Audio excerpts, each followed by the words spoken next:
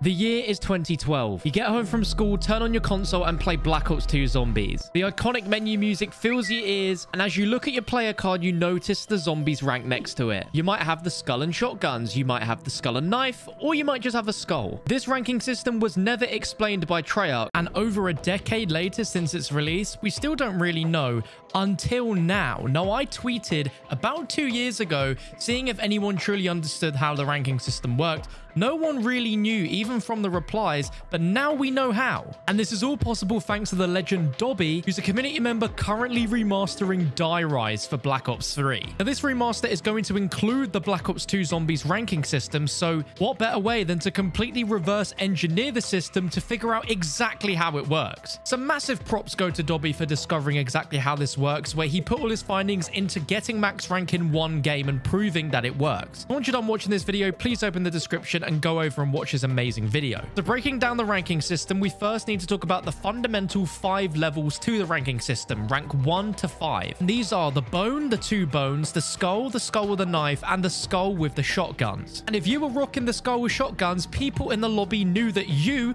were a god at zombies. But no one knew exactly what was getting them up to that max rank. Was it based on kills? Was it based on deaths? High rounds and kills? High rounds and deaths? Well, it turns out it is all to do with how high of a round you got to and how many deaths you had in that game. Killing zombies actually makes 0 difference. It was always about what round you got to with how many downs you had in that game. But rounds and downs wasn't the only thing that contributed to your rank in Black Ops 2, because there are so many people that have gotten past round 100 in a single game but didn't get max rank from it. And that's because there's also a minimum in-game time played requirement in order to hit each rank. So Dobby worked out that it takes 1 hour of playtime to get to rank 2, 5 hours of playtime to get to rank 3, 15 hours of playtime to get to rank 4, and 30 hours of playtime to get to max rank. So no matter how good you were in Black Ops 2 Zombies, if you weren't playing for a minimum of that in-game time played, you wouldn't have been able to progress all the way to max rank. But once you've banked that 30 hours of in-game playtime, you don't have to do that ever again unless you create a brand new account. So what happens if you get D-ranked? Say you got D-ranked down to the knife, you wouldn't have to put in another 15 hours to get to 30 hours to get the shotguns back, because you've already hit the minimum in-game time requirement. Then it all goes back to rounds and downs. Both of those things determine a ratio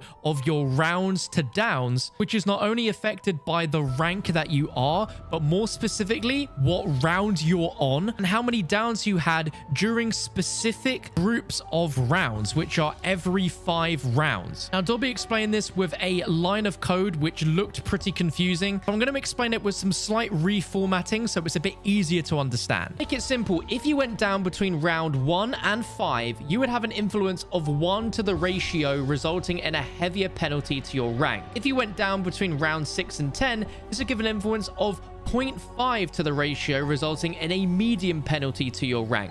If you went down between rounds 11 and 15, this would give an influence of 0.33 to the ratio. Between rounds 16 and 20 was an influence of 0.25. Round 21 to 25 is a 0.2 influence to the ratio, and so on until the rounds are so high that a down has virtually no influence to your rank, because the influence of such a minute number to your rank ratio would not change it at all. Some other little things is that between round 1 and 4, you do not get positive influence to your rank. You only have your downs counted between those rounds, and round 5 and above counts as the face value number of that round, providing a positive influence over the rounds to downs ratio. And there's one more part, which is about the dedication to the zombies mode, because not only do you have your rank, but you also have a collection of chalk marks or tally marks in the upper left of your player card. Now, how you gained these and lost these is that these were tied to getting 1 chalk mark each day you played Black Ops 2 Zombies in a row, up to a maximum of 5 chalk marks. Once you got to rank 3, you no longer had bones, you had the skull. And if you played zombies at all in the last 5 days of going on the game, your skull's eyes would turn blue.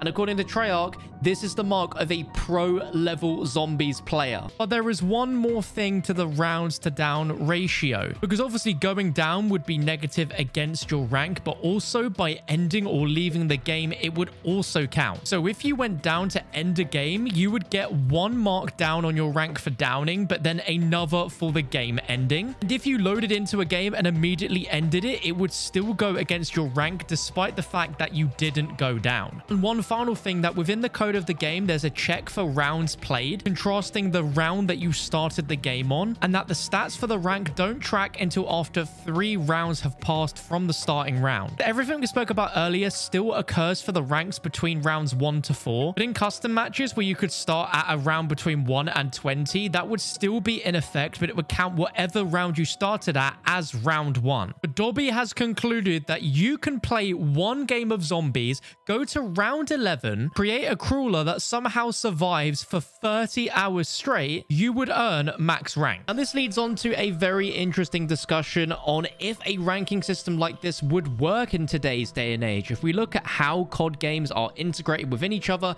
we have 1 signified rank for every game, and we can level that up regardless of what game we're playing. And Zombies shares the same rank as multiplayer and Warzone, so there isn't any way to differentiate the rank for those modes. This system also leaned a little bit towards where the future of Zombies could have gone with terms of competitive play, as Zombies has never had a skill-based matchmaking system, but in a way, this ranking system was an indication of skill and proved to others that you were significantly better at the game because you lasted longer, you survived higher rounds. And I think with the separate game modes that Black Ops 2 Zombies got, and the fact that there were so many more planned, they really wanted to take Zombies to a social competitive game where it wasn't necessarily about who got the highest round. It would be who could last the longest in a game where everyone was against each other. And looking back at it, I think Treyarch was just way too ambitious with Black Ops 2, because we've not seen like that much in terms of social party game modes in Zombies. I think the last time really was like the Rush game mode and Gauntlet and Black Ops 4. But in Cold War, besides Cranked, we've not really had like a competitive mode that pits you against each other, transforms certain locations within a Zombies map to be for a completely different gameplay experience. Do you think it's time that Zombies gets that sort of treatment? Do you think that Zombies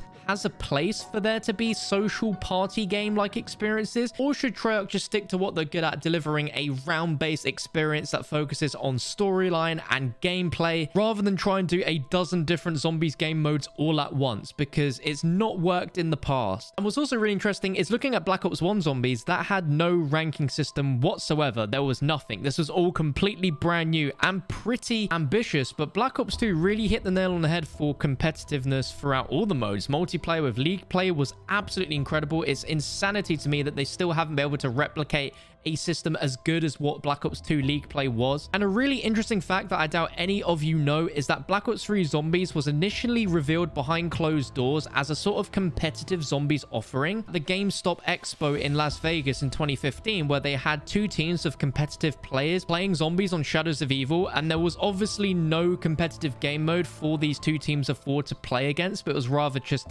them playing Zombies competitively. Zombies as a competitive game mode just sounds so alien. Let me know in the comment section if you think that at some point in the future there can be a way where this would happen, or do you think it should just never happen? I'd love to know your thoughts down below in the comment section, as well as your thoughts on the ranking system in Black Ops 2 Zombies. A lot of people would love to see it return because there's so much nostalgia with those symbols and emblems, but who knows, maybe one day Treyarch might try this system again. Thank you for watching. You can check out my previous video on your screen right now, and I'll be there in just a few moments.